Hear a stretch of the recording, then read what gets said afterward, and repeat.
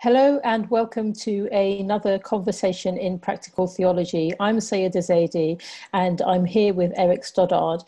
And last week we were at the BIAPT conference, which this year was the 25th anniversary of BIAPT, and it was held at Liverpool Hope University. And we thought that we would start to kind of unravel some of the reflections that we had on the conference, seeing it was such a pivotal anniversary of the organization. There's so many thoughts that I have about things that I would love to share, but I'd like to begin with you, Eric. What was the most profound moment that you had in the conference? Thanks. I think the most profound moment was within our reflective groups. We are, if we wish, we can be part of reflective groups in groups of about 6 or so people just to share things. And, I'm not going to obviously breach any confidentiality there and simply talk about something that I shared. And it was when someone in the group showed me a book and mentioned the word radical amazement and explained how this came from a particular Jewish theologian, Abraham Heschel, and someone I hadn't come across before.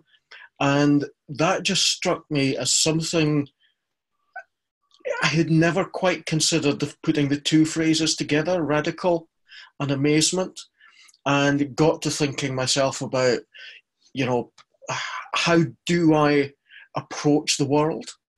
Do I approach it, with so much of my work in surveillance and politics, and how that affects the common good and all that sort of thing, I can get very cynical.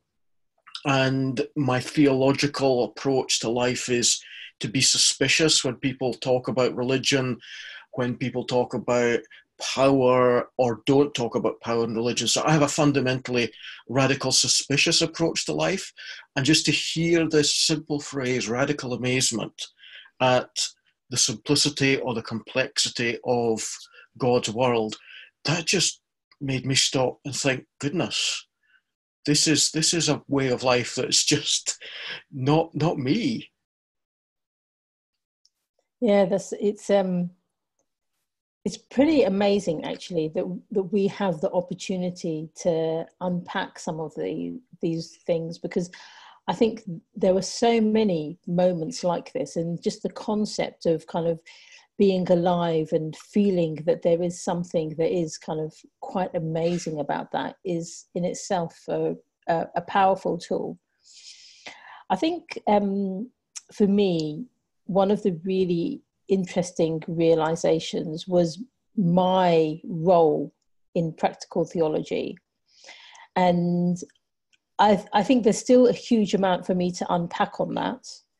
But what I realized is that there is something still, even after 5 years of going to the conference, there is still something about me being the outsider who's allowed in, and how being on the boundary of all of that kind of shows itself in that some people have been incredibly kind and hospitable and generous, and others still don't know how to respond, and therefore can be quite cold and feel that, or certainly give the impression with their physiology and the words, let's say, that the presence of a non-Christian in what essentially is still a Christian religious organization. And I know that these words are going to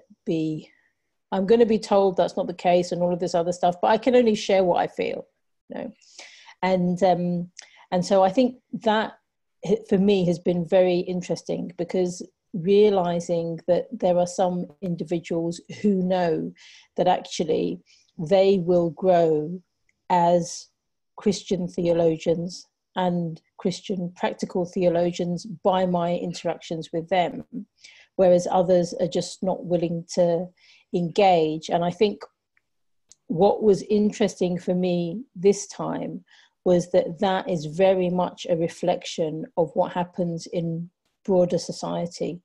And I'm quite comfortable being like Marmite, you either love me or you don't. But I think it's always people's response to something like Marmite is interesting. Yeah, can I ask to say a little bit more about what it feels like to be on the edge of something? Because what you're describing, I'm hearing you talk about being partly in and partly out. How does that feel? I think that's fine because for me, if I'm reflecting on why I attend and why I'm now making a strategic decision to become more involved in the arena of practical theology within the UK and Ireland, is partly because I grow personally. You know, my relationship with God expands through this. And so I'm always, I'm going to say it as it is. I'm always a little bit disappointed with other people don't view their interactions with me as an opportunity for them to grow, because I think they're missing out on something.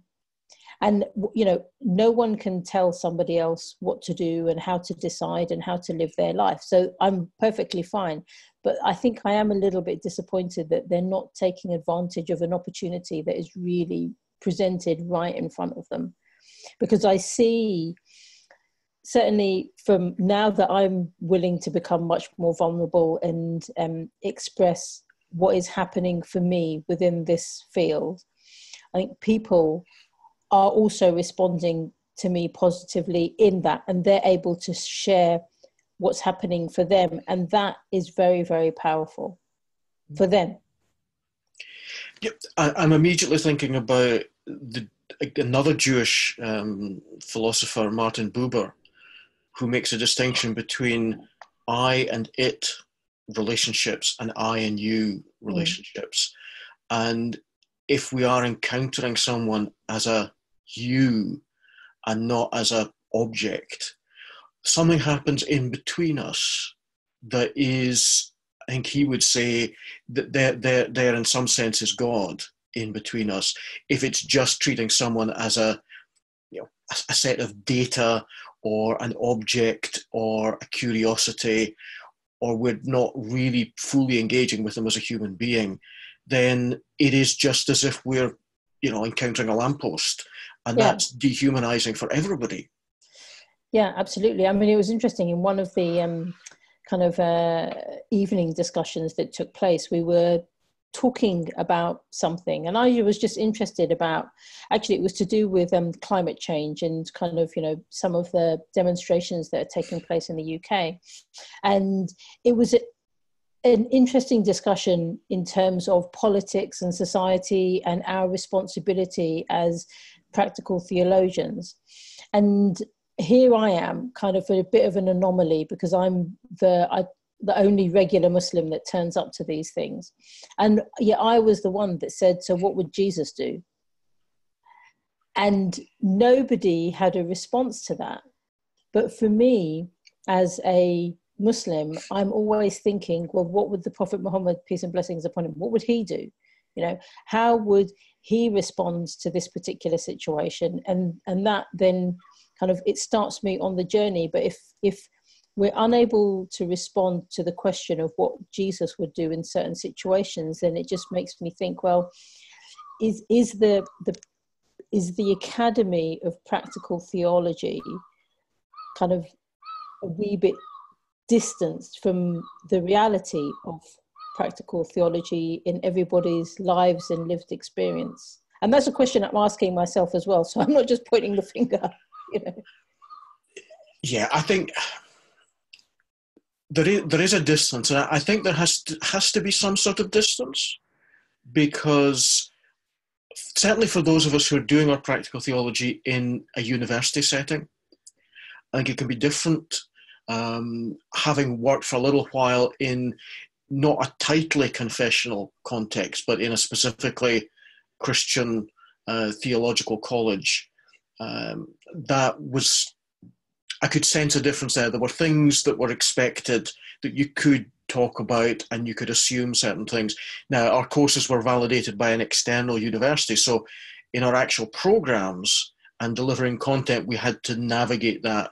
But outside of that, you could have conversations. And I think for those of us, as I say, who do practical theology in the academy, we're always having to tread that boundary. Are we, when is it appropriate to talk in terms of spiritual growth, and when is it appropriate to talk about intellectual development and academic ideas? And just navigating that the whole time is complex, and it does vary depending on your particular situation. See, is it not all the same thing though? I don't think it is the same thing. Maybe an example of the nearest parallel to explain it might be, I have students who are out on placement in schools, and they have to do a reflective journal. I have students doing pastoral care, learning how to think critically about pastoral care. They do a reflective learning journal. I don't ask them to submit their learning journal for assessment, but I ask them to submit extracts of that and to reflect critically and analytically on the extracts that they've given. So to me, that's a sort of parallel between, there's a proper place for thinking in terms, spiritual sort of terms, and then there's a proper place for taking bits of that and analysing it and using the tools of the academy to analyse it. But they are related, but they are actually, I would never assess students' learning journals in a university, but I might assess those learning journals if I was teaching them in a theological college. So I create that extra layer, and then we engage intellectually with that extra layer that's just a bit distant from both of us. But that would be different in a theological college. Yeah, I mean, I suppose what I'm thinking is that even the experience of the critical analysis of the reflection in the journal in some ways could be a spiritual practice as well, and part of spiritual growth, because you're kind of stepping back and saying, and starting to unpack why you've written what you've written. Yes, absolutely. I would agree with that analysis is also a spiritual practice, but I wouldn't, I've just said it, but I wouldn't say it in an academic setting. Yeah. I would believe that, and I would see that for myself, but it wouldn't be part of the sort of conversation or the criteria for assessing it. Yeah. So it's a bit of compartmentalizing. Yeah. I mean, it's I find this really fascinating because I have become much more engaged with my doctorate now that I see doing that work as quite a significant act of worship, whereas before it was very much, I had the kind of academy hat on, and this is just about following certain steps so that you can submit a thesis. But now that I'm looking at it, something much broader, it's really helped me to, I suppose, see the weight of the responsibility. And I know that's ironic because doing a doctorate is a huge weight of responsibility. But maybe for me personally, viewing it as an academic experience was something that I wanted to be a wee bit more detached from. Whereas now I see it as a spiritual experience that is attached to the academy. I have quite a different approach. Yeah, and I think that's maybe getting back to what education at its best is really about. They're the technical tasks of writing an essay and doing the analysis and submitting it on the criteria. But that's not what education's about. That's just one tiny little bit of the whole process. The proper education, at least for me, is you can't really draw boundaries between it and the rest of life. But yeah, in universities, we're often, the whole emphasis is on get a degree, everything focuses towards getting the bit of paper, and that then becomes an entry point into other things. And education is sort of strain down into a very narrow understanding. But Yeah. what you're talking about is a much broader, better understanding of education. Yeah, yeah, and it's interesting because taking this discussion and kind of in the context of BIAPT, for me, creates some wonderful opportunities for reflection, because I think that I certainly had discussions with people about, you know, the difference between theologians and academics and research practitioners, and I think there's a lot that can be said about, you know, what is the definition of practical theology, and some of that was unpacked, especially given that it was 25 years, because I think what I loved about this particular conference is really the looking forward that was done, and the realization that there needs to be engagement with other things that are happening in the world. I mean, one of the things that came up for me was that I wonder, you know, when will we have an urban practical theology? Because perhaps practical theology as we currently know it is very kind of, is very representative of a certain type of individual who doesn't necessarily always connect with the urban culture and what's going on the street. And so when we had the presentation around movies and practical theology from Professor Clive Marsh, I found that fascinating, because when he mentioned Black Panther, the movie, and certainly when we went to see it as a family, I think for some people it was a really religious experience. And that's the kind of stuff that I think is fascinating, and kind of going back to the essence of practical theology being about lived experience. That's the kind of thing that I would love to see researched. And that's maybe where we need more research practitioners as opposed to theologians or just researchers. Does that make sense? Yes, and I think I'm just trying rapidly to think of articles in the journal Practical Theology that have dealt with urban issues. The one that immediately comes to mind is a few years ago, a focus on a study in Glasgow about how one particular Christian group were dealing with ecological issues. Right in, I think it was Govan. I'm not entirely sure of the details. And, you know, that was a really interesting example of on the ground participation, reflection of how a group of Christians were dealing with their greening agenda in a very practical way. There are bound to be other examples that just don't immediately come to mind. And a lot of Elaine Graham's work, of course, with the city, in the sense of what makes a good city and all of that, is really trying to get to some of those questions. But I think partly it's probably due a bit to funding,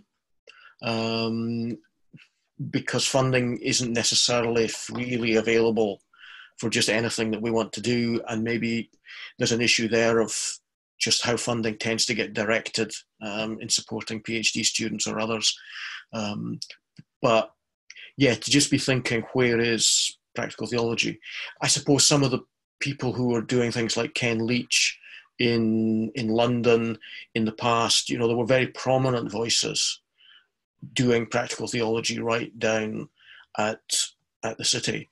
And yeah, it's a challenge, because I can only speak for myself, but I certainly feel more comfortable doing more middle class type of things. See, and I think kind of, I'm not saying that you are, but I think it's easy for us to remain safe because of the funding and the security that we get. And I think one of the real liberations for me at this conference was the realization that no one can sack me, right? So actually, I'm not constrained by any organization or any university. I mean, of course, I've got to, you know, be constrained by the parameters of being a good student and not bringing the university into disrepute. But I think that's just kind of basic ethics and morals. But really, I can say what I'm really thinking. and I could probably research what I want because I fund myself. And that in itself puts me in a very privileged position. And I'm not quite sure how to unpack some of that because I think it's very special and very unique. And so I'm always looking for help on what I should do. And I don't think I ever want to be constrained by funding, because I think that would mean that some of the edginess of what I'm trying to do will disappear. Because I think, I just made a quick list, key things that I think are missing from practical theology, because I think that what we have here is an opportunity to provide some really strong moral influence and ethical language for society as a whole and for the world. And so if somebody was researching, the lived experience of knife crime and practical theology, drugs and practical theology, sex and practical theology, and mental health within the remit of kind of practical theology and lived, I think these would be really interesting pieces to do. And I know that some of this has been touched upon in the past, but what has happened before isn't actually kind of reflecting the big shift that's taken place in the world, because social media and the internet and the way that information is so readily available, I think has had much bigger influence on how we live our lives and how we do theology. Yeah, and I'm just thinking back to a couple of years ago, I tried to get a British Academy grant to do practical theology focus groups on how everyday life is impacted by surveillance and how people are thinking. And I was going to do that groups as a start and then gradually expand out. And I had the possibilities of groups in London and a Christian group who were looking at, were working alongside both refugees and asylum seekers and people really on the sharp end of both borders and welfare. And I was also tentatively had groups, or at least a group in Northern Ireland, who would have been reflecting on their memories of surveillance during the Troubles. And I was really trying to break out of the usual groups. Now, funding that time didn't come through. It's one of my objectives because I think practical theology with its cycle of reflection is really great for getting people together and helping them to think through. So, God willing and financing willing, that's sort of the next step in my work in surveillance. And it would be very much right down at where this really impacts on people's ordinary lives. Yeah, absolutely. And kind of, again, going back to the conference and thinking about how some of the discussion unpacked, I think it was wonderful, actually, the way that the guest speakers' presentations were structured, because each one provided an opportunity to build on what happened previously. And so I think Elaine Graham opened with a discussion of what the future could hold.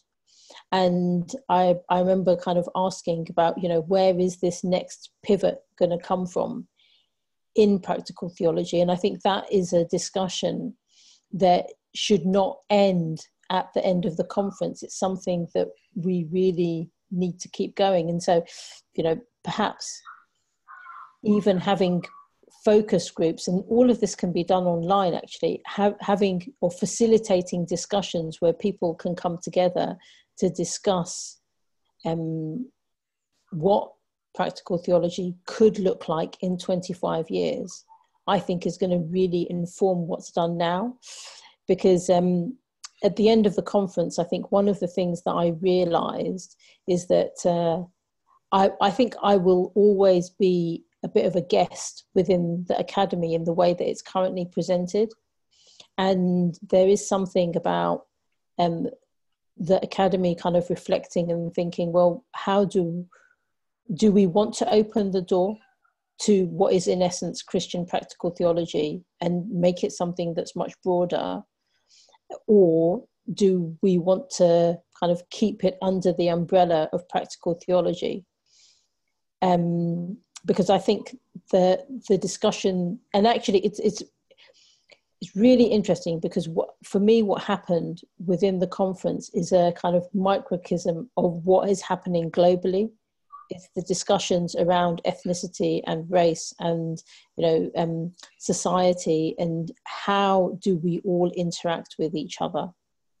And I think, I mentioned the kind of societal issues because I think that we really do need to kind of have a vertical approach to this as well as a horizontal one. So I remember when I was at university, for 1 week in the year, we would do a vertical. So the fourth year, there was somebody from every tier in one group, and we would work on a project. And some of that was the most interesting learning that we had. Now, that was done in architecture. I have no idea if it's done in any other areas of study, but that's something that could be done here. That's a really interesting concept, to take it into the practical theology world, maybe in terms of longevity in the discipline. Someone who's just coming in new, been around for a couple of years, someone who's been around for ages, and that to be the reason for people getting together. That would be really, really interesting.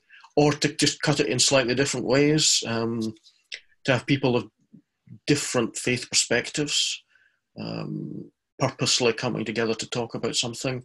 And you're right, the media opportunities that we have now for doing this without traveling and trying to find time in diaries to spend a day getting to somewhere, those sorts of conversations can be very easily facilitated. And there is a tradition in BIAPT of regional groups. It was an Oxford group, London group. We tried in Scotland, but diaries were just so difficult for us to get very often. But maybe doing this on, not broadcast or recorded, but on a more closed setup could be the way forward for this sort of engagement across different vertical as well as horizontal. Because I think, I really, really value what BIAPT does. And I have gained so much from my interactions with Christian practical theology. And I think people find it very strange that I can say that some of my teachers are, some of the leading Christian theologians, because for me, it doesn't matter. It does always going to come back to, is my relationship with God improving as a result of the interaction? And if it is, then I'm open to learn. Would you describe that as radical amazement? I don't know, because I know we spoke about this phrase before, and I think I like to approach everything in my life like that, so I don't think that I'm doing anything different, and an example of this could be, we're traveling to the US to go to the wedding of one of my friend's kids, and I had to buy a suit for my son. I mean, he's only 13, and I was like, man, I really don't want to spend £200 on a suit. But I went to a shop which I would never have chosen to, even though it's within my local. Last time I went was 5 years ago, and we picked up a brand new suit for £15. See, for me, that is radical amazement, because I couldn't have engineered that situation. I didn't know I was going shopping when I woke up. I didn't know I was going to go into that shop when I woke up, and I didn't know that the suit would be waiting for me and it would be a perfect fit. So I see things like this in my life all the time. Right, I get that. I'm probably just not that aware of those sorts of things in my everyday life. And I think the challenge of the radical amazement bit is maybe to expect something good. I was joking with my group about was it Private Fraser in Dad's Army, that classic character, we're all doomed. And, he is a Scottish stereotype. We're not all like that, as you know. But there's that almost the opposite. He's the opposite of radical amazement. And I think being surprised, being open to be surprised, and maybe radical amazement in terms of interacting with people, being disposed to see something really unsurprising and positive can come out of this. Yeah, I mean, it would be interesting actually if you were to journal on that as a reflection for a month and to start to look at these experiences, because I know for me, I've not always been like this, and so I haven't seen those experiences sometimes. I know they existed, it's just that the door to it was shut. And I suspect that the whole concept of radical amazement creates an opportunity for us to see God in our life if we choose to make that observation. Yeah, and maybe seeing God in practical theology, which the Academy might struggle with, or at least the Academy might struggle in assessing, but yet still a radical amazement about practical theology as encounter between people, and in that way bringing something that is humanizing, that is surprising, that is against cynicism, that is just catches us unawares. Yeah, I mean, I think for me, even these conversations give me radical amazement, because I tell you something interesting. I was very naive when I asked you if you would be interested in doing these conversations, because I don't really think I understood the power that they would have, or who I was asking. And I think sometimes an element of naivety coming in creates radical amazement too. And maybe one of the things that BIAPT and the world of practical theology within Britain and Ireland could do is try and look at the future with an element of naivety, so that more doors and opportunities are open before they get shut down and before it gets too defined again. Because I certainly know for me, I'm a strong advocate for practical theology, and I want it to continue as an academic discipline within the Academy. But I think it needs to show its value. Without showing its value and without looking forward, there could be some debates about how the funding continues, because I think the study of theology in university as a whole is being challenged. I like that idea of rediscovering or approaching things with an element of naivety, because then you don't know what necessarily to be scared of, and that can actually be a positive, that become more open to surprise. Yeah, and the old cynics like me need a good dose of that naivety, I think.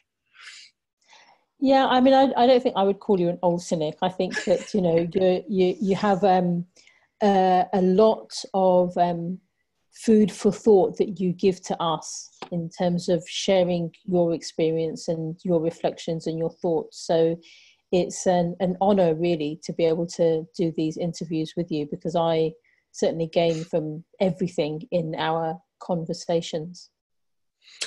Likewise, I gain incredibly from these as well, so thank you.